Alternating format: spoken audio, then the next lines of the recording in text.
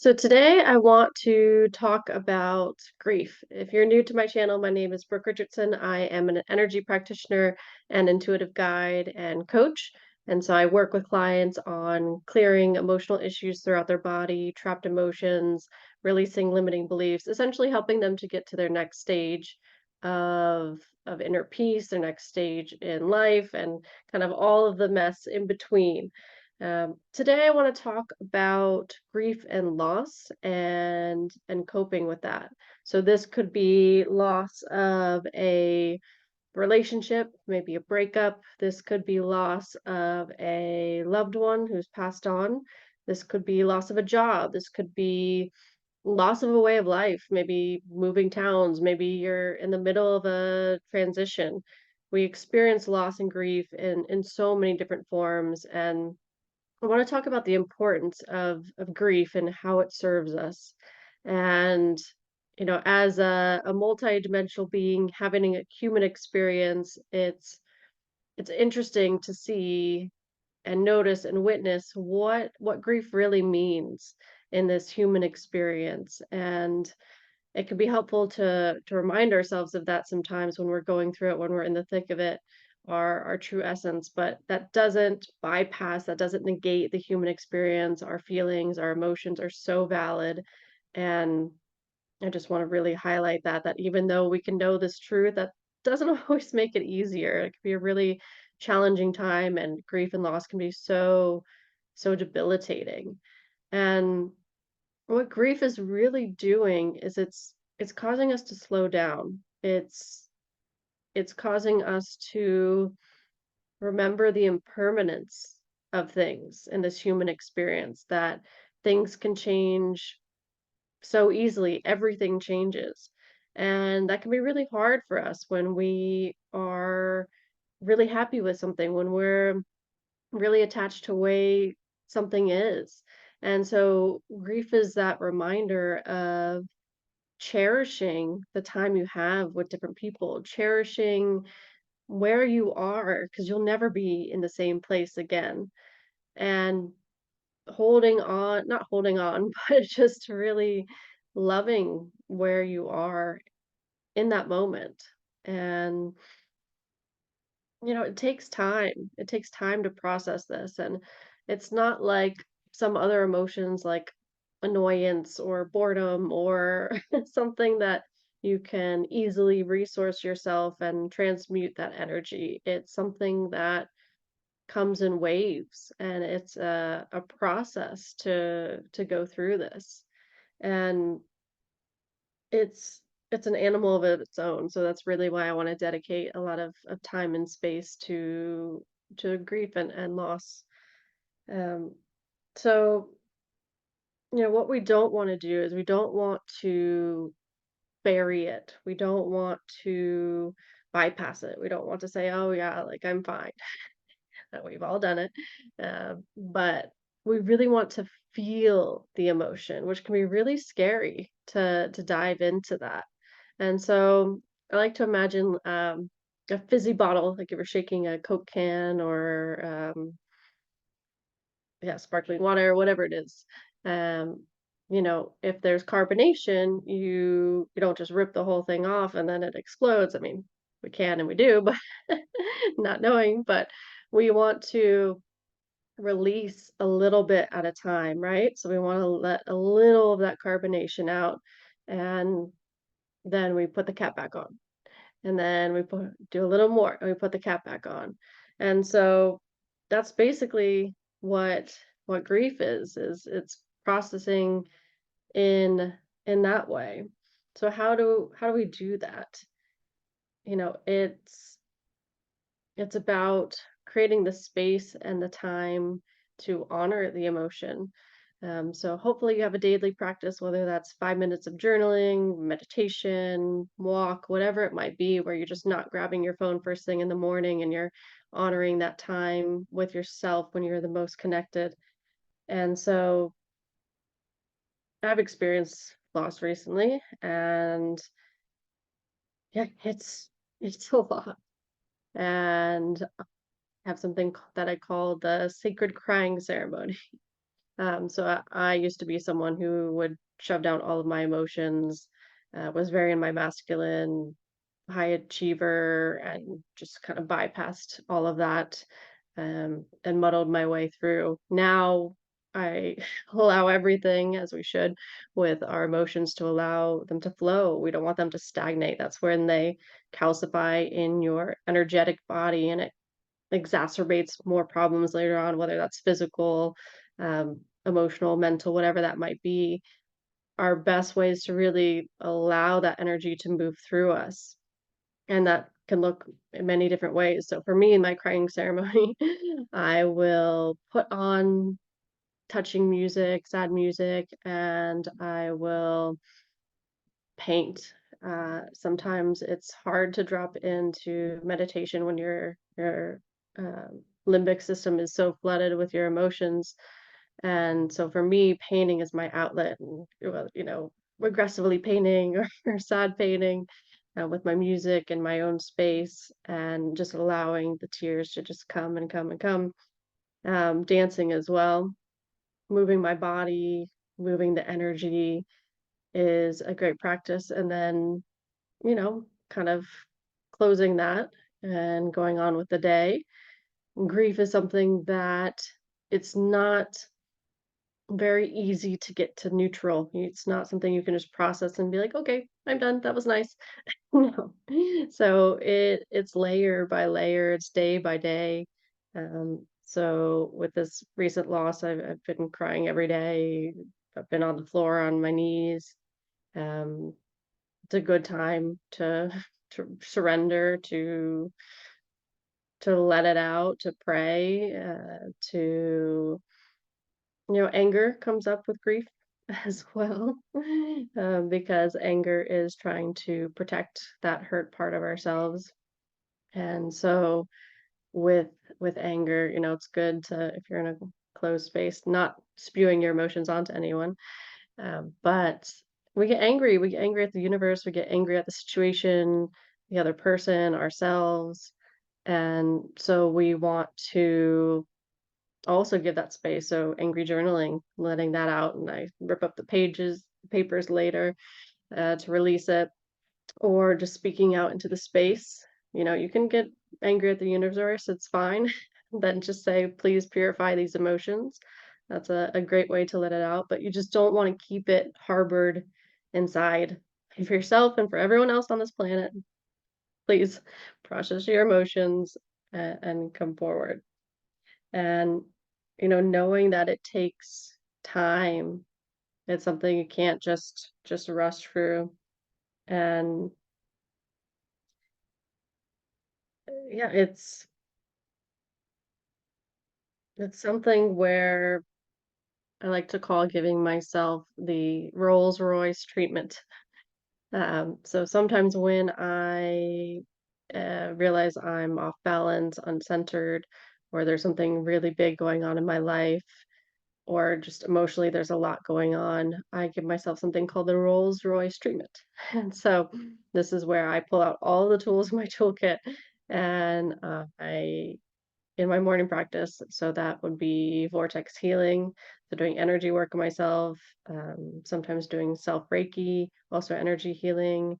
I do the emotion code, which is where I do emotional releases, by muscle testing and finding out what needs to be processed.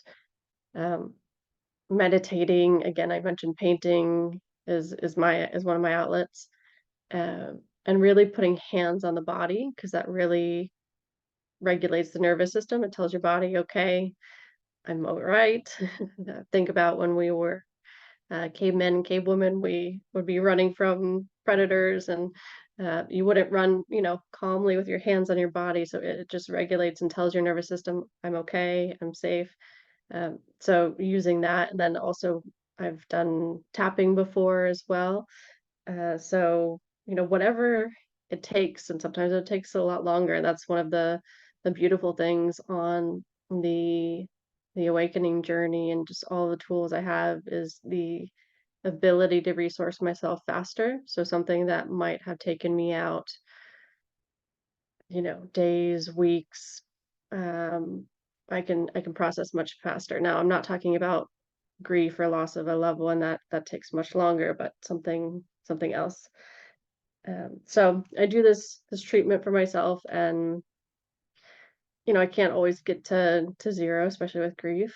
But the biggest thing, if there's nothing else you take away from this video, except for this one thing, is self-love. I'm not talking about self-care, which is also important. We can talk about resources for that, but I'm talking about truly loving yourself during this process. It is so easy, it's automatic for us to have the mind take over and go into narratives that are not helpful, that have, words have frequencies, they have energies. And so, for example, if we are experiencing a breakup, then it's really easy for us to think about what could I have done differently? Uh, what did I do wrong? No one loves me. I'm so alone. I'm not lovable. I'm not worthy of love. They found someone better. I shouldn't have given so much to them. It was untrue. It wasn't real love if they ended it. And it's good to learn and process these things and look back on what you could have done differently. How would you approach a relationship differently in the future? But in the moment when this is happening and you're processing the emotions, don't go there. You need to be kind to yourself. This is when you need yourself more than any other time. And so when you're in that reactive space, it's about that self-love, speaking to yourself. I see you. I know you're hurting. We're going to get through this. It's going to be okay. I love you. Those are so, so powerful. And we don't reach for those. We reach for the berating and being mean to ourselves, and that doesn't solve anything. Um, or, if it's the other way around too. If you're the one breaking up with someone, a lot of guilt can come up, um, and other narratives and stories. If you lost a loved one, some narratives that could come up would be, I should have been there more. I should have reached out more. I could have done more. I shouldn't have fought with them, right? If you're not on great terms when they pass or something happens, I'm all alone, whatever it might be. And when it's someone that you've really leaned on, if it's someone who's really been there for you, who's seen you, it can feel so isolating. And, sometimes ideally we have other friends and family to turn to. And I also want to acknowledge in the ascension process that this can happen in the middle of a big transition where your old life has fallen away and your new life hasn't come in yet. And so you might not have people who, sure, you might have people who you could go to, but maybe not someone who sees you maybe as much as this person saw you or understood you, or maybe it was such a strong, beautiful connection. So that can feel even more isolating, right? Um, Having something so sacred, so beautiful, kind of torn away, and not yet having that support group that you will have, right? And everything changes, and it's all about rebuilding. That's one of my one of my main things is you can always rebuild, you can always transmute and change. And what I want to say about, you know, being alone is sometimes the universe does this so that we hear the universe, that we don't have people to turn to in that moment. Because when you don't, who are you going to turn to? You're going to turn to yourself. You're going to go inwards. And we're never really alone. We have our guides, our spirit team, always with us. The universe is always supporting us.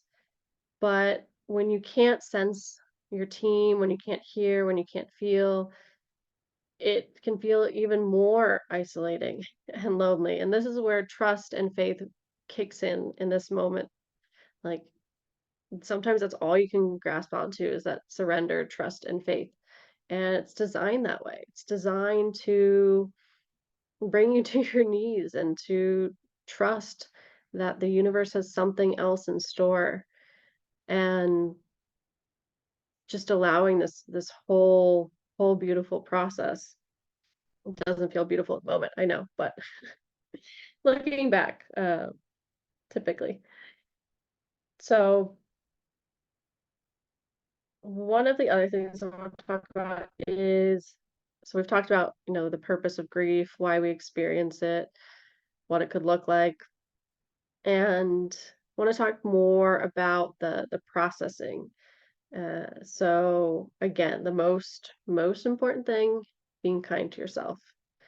When we are experiencing grief, our body will slow down. Again, this is about slowing down, it's about releasing, letting go. So it's not the time to charge ahead and do a million things. And although we do it to distract ourselves from feeling and processing. But for example, I was having a hard time, and so I went to acupuncture the other day, and she could feel in my pulse, like, "You're not sleeping so well, are you? And you're experiencing grief." I was like, "That's pretty amazing that you can tell that from my pulse." And I asked her, "How can you tell that?" And she's like, "Oh, your heartbeat's kind of like, eh."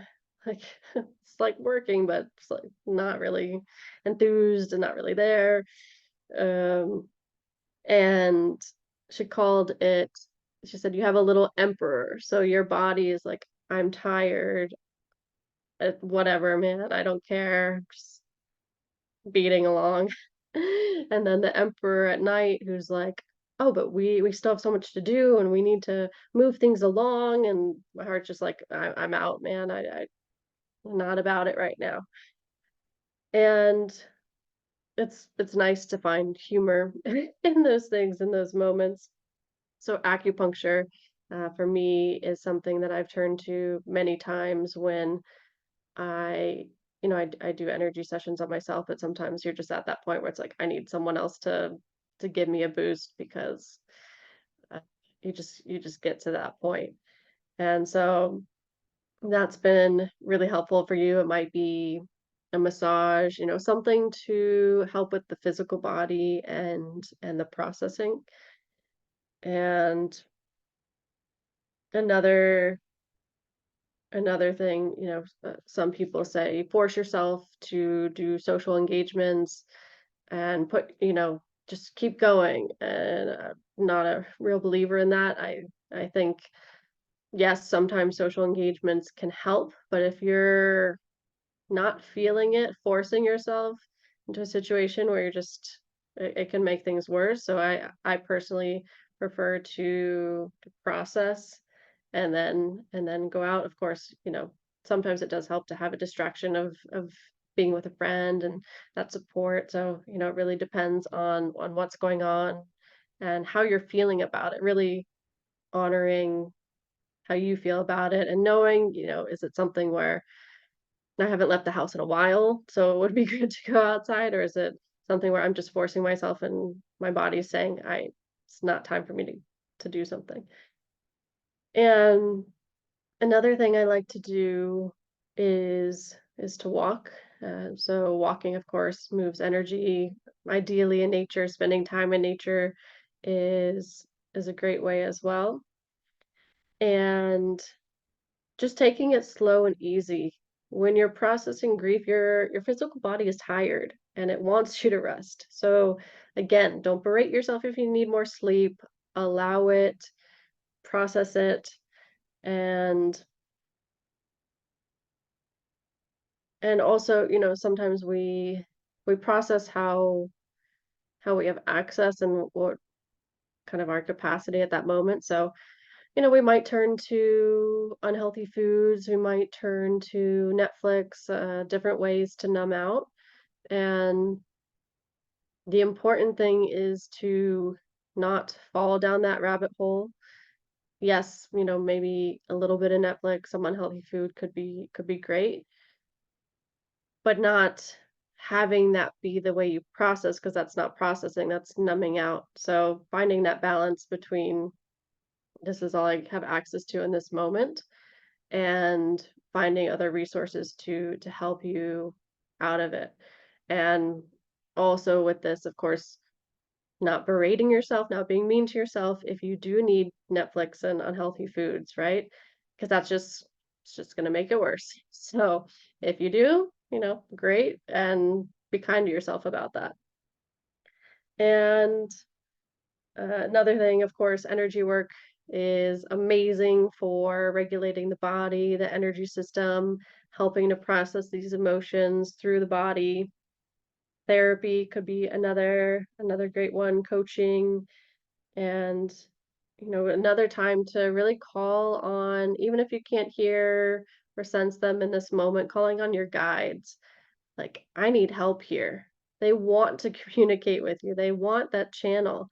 And so often they won't come in and help unless we ask for it. So great time to be asking for extra support and establishing that communication. Also speaking to the higher self, the higher self of the other person. I personally like to do this. So if it's a breakup, speaking to the higher self of that person, like, hey, I really miss you and I'm sending you love. And maybe you can't reach that at that point. Maybe you're too angry, there's too many emotions, but just having that connection, knowing you can do that, as well as a loved one who's passed. So if someone has recently passed, you know, speaking to them, speak out loud, speak in your head. Either way, it's that connection, and it brings comfort and allows you to say maybe things that weren't said. And so that's another great practice. Writing letters. So writing letters to the person, could be loving, or it could be angry, or it could be whatever emotions need to pour out of you. And you don't have to send a letter if this is just for you and your processing, or it could be a letter to yourself of how proud you are of yourself, of where you are, or again, even if it's not super positive, that's okay, because you're witnessing it, you're allowing it, and then you can just ask for that emotion to be purified when you're done with it. Epsom salt baths. So when you're at the bath, again, intention setting is so important. So having the intention to release that heaviness, that grief, uh, to soak into the water, release it when you're done. For me, I naturally get drawn to taking more showers. um, Also because I'm in energy work, so it just helps to cleanse, and that's another great way. And also, just prayers, sending yourself love, sending the other person love. And if you do this processing and you don't feel great after, that's okay. Just know it is a process, and our goal is not to just get our spark back and go on with life, but to really honor it, take the time you need, listen to your body, listen to what you need, ask for help from other resources. Now is the time to really find the resource within yourself, but also resources externally. So asking for help from friends, family. Again, if you're working with any coaches, guides, therapists, energy practitioners, whatever it might be, really reaching out in those times. And sometimes you might not feel like reaching out because it's just like, ugh, just too heavy to do it. But it does really help to find those resources, and it shows you the strength that you have. I'm sure we can all think of times when we've had grief and loss, and how we've gone through that. And so sometimes it's helpful to remember past times that have felt very challenging and difficult, like, oh, hey, I did get through that, and I can get through this. So reminding yourself of that inner strength.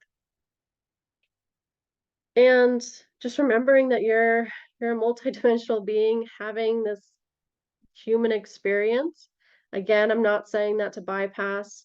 It just is a helpful reminder when we're going through that, and of course, normalizing the human experience that we're all going through, and just knowing that you can get through this. And so I hope this was helpful. Would love to hear how you process grief, loss, any major life transitions, what resources you found that can be really helpful for others. And I'm sending you so much love and blessings, and just know that you are not alone. You're gonna get through this, and I'm sending you much love.